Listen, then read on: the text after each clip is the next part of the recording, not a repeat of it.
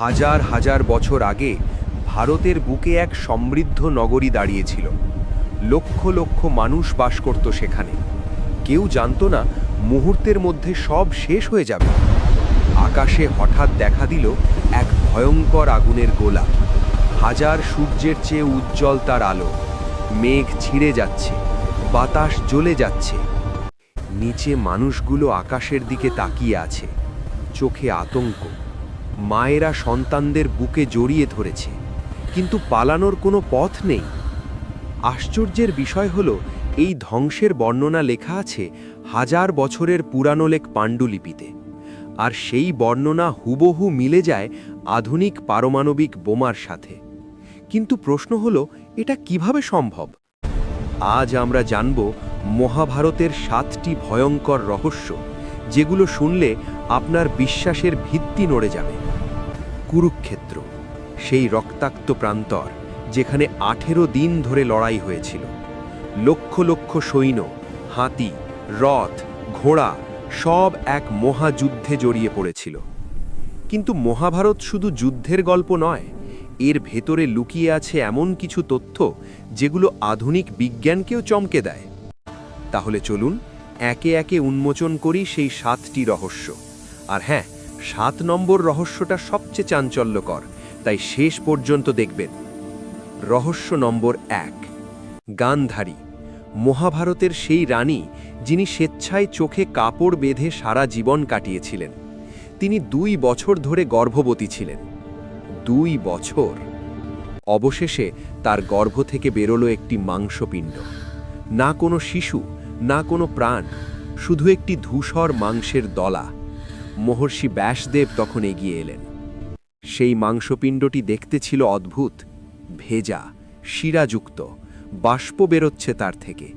সাধারণ চোখে এটি ছিল অর্থহীন, কিন্তু ব্যাসদেবের চোখে এটি ছিল সম্ভাবনা। তিনি সেই পিণ্ডকে 101টি ভাগে ভাগ করলেন, অত্যন্ত সতর্কতার সাথে।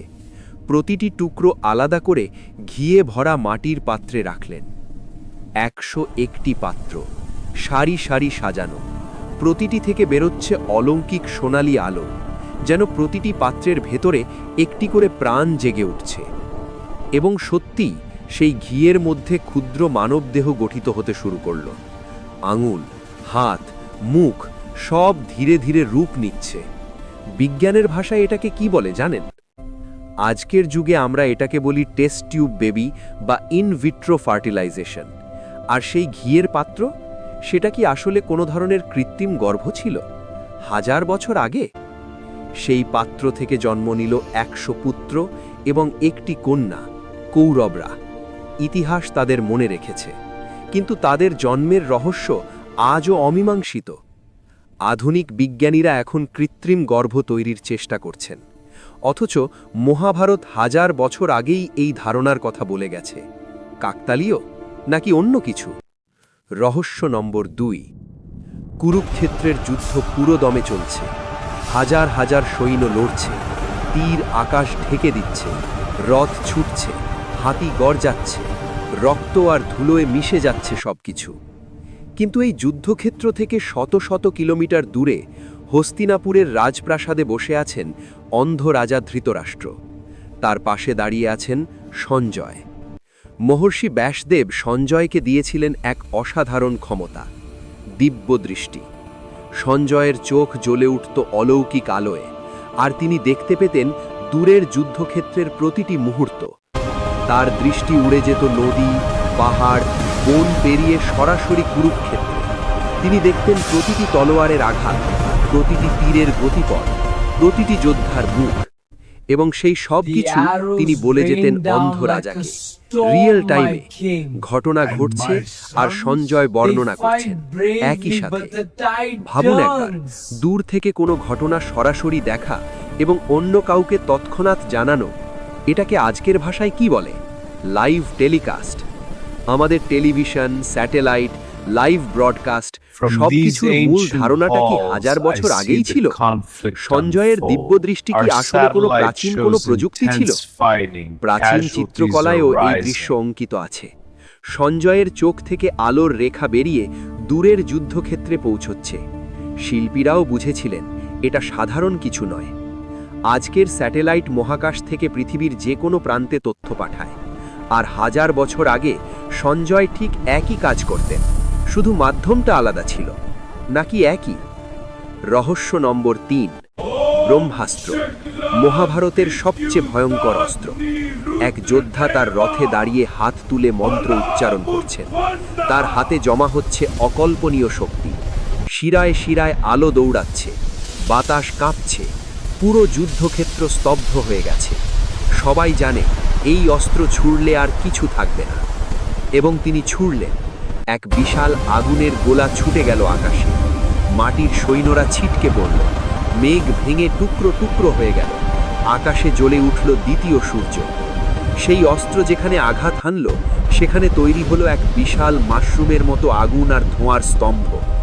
গোটা শহর মুহূর্তে ছাই হয়ে গেল, চারদিকে শুধু ধ্বংস। আঘাতের পর যা অবশিষ্ট রইল তা দেখলে হৃদয় কেঁপে ওঠে। মাটি গলে কাঁচের মতো হয়ে গেছে, গাছ নেই, প্রাণ নেই, শুধু ছাই আর নীরবতা। পোড়া মাটি জমে গেছে কাঁচের মতো পদার্থে, ঠিক যেমনটা হয়েছিল পারমাণবিক পরীক্ষার স্থানে। বিজ্ঞানীরা এটাকে বলেন ট্রিনিটাইট। মহাভারতের বর্ণনা কি তাহলে কোনো কল্পনা ছিল? হিরোশিমায় যা ঘটেছিল, মহাভারতে ঠিক সেই একই বর্ণনা আছে। আগুনের মাশরুম মেঘ, প্রচণ্ড তাপ, সব কিছু ভস্ম। দুটো ঘটনা পাশাপাশি রাখলে পার্থক্য খুঁজে পাওয়া কঠিন। আধুনিক পারমাণবিক বোমার জনক রবার্ট ওপেনহাইমার নিজেই ভগবদ্গীতা পড়েছিলেন। তিনি বলেছিলেন, সেই পড়ে তার মনে হয়েছিল তিনি যেন সাক্ষাৎ মৃত্যুর মুখোমুখি দাঁড়িয়ে আছেন।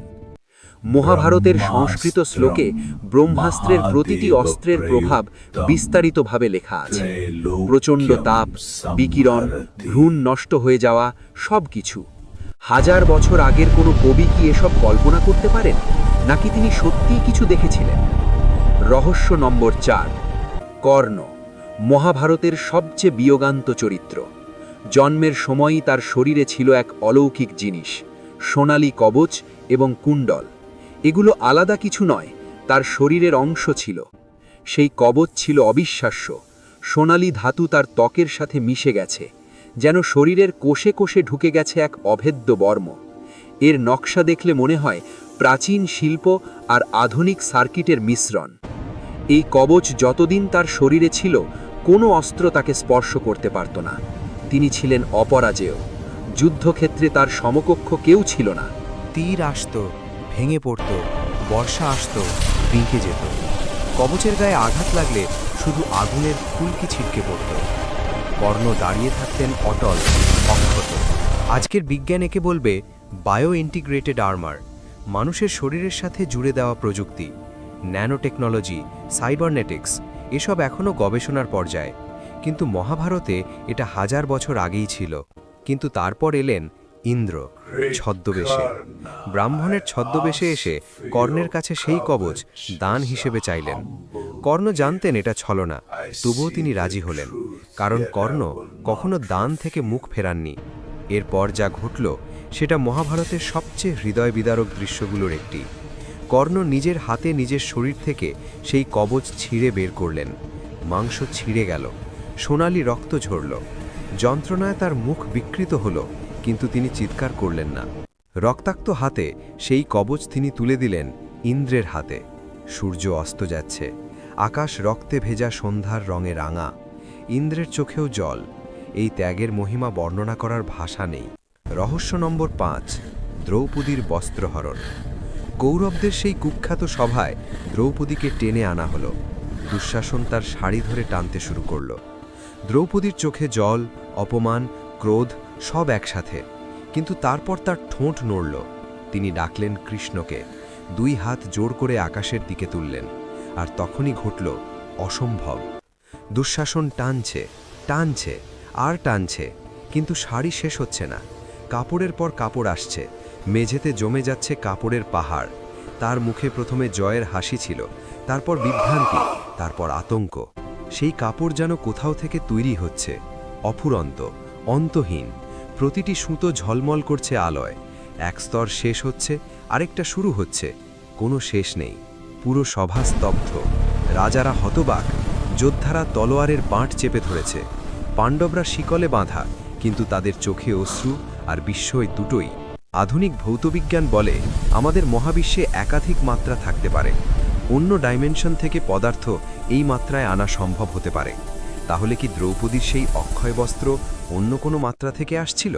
দুঃশাসন শেষ পর্যন্ত হেরে গেল, ক্লান্ত হয়ে মেঝেতে ভেঙে পড়ল।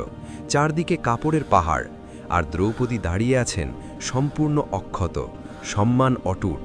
রহস্য নম্বর 6। যুদ্ধ শেষ, রাত গভীর। পাণ্ডব শিবিরে সৈন্যরা ঘুমিয়ে আছে, ক্লান্ত, পরিশ্রান্ত, অস্ত্র পাশে রাখা। আর ঠিক সেই সময় অন্ধকার থেকে বেরিয়ে এলো এক ছায়ামূর্তি, অশ্বত্থামা। চোখে উন্মাদনা, হাতে রক্তাক্ত তলোয়ার। সে ঢুকে পড়ল ঘুমন্ত শিবিরে। তারপর যা ঘটল তা মহাভারতের সবচেয়ে জঘন্য অধ্যায়। ঘুমন্ত নিরস্ত্র যোদ্ধা আর শিশুদের ওপর নেমে এলো নির্মম আঘাত। ভোর হল, দ্রৌপদী তার 5 পুত্রের লাশ বুকে জড়িয়ে ধরে আছেন। তার চিৎকার আকাশ ভেদ করছে। পাশে দাঁড়িয়ে অর্জুন, চোখে অশ্রু আর ক্রোধ, আর সামনে বাঁধা অবস্থায় দাঁড়িয়ে অশ্বত্থামা। কোনো অনুশোচনা নেই তার চোখে। তখন এগিয়ে এলেন শ্রীকৃষ্ণ। তার চোখে ক্রোধ, তার হাত উঠল অশ্বত্থামার দিকে, এবং তিনি দিলেন ইতিহাসের সবচেয়ে ভয়ঙ্কর অভিশাপ। তুমি মরতে পারবে না, কখনো না। যুগের পর যুগ তুমি রোগে ভুগবে। তোমার শরীর থেকে রক্ত আর পুঁজ ঝরবে।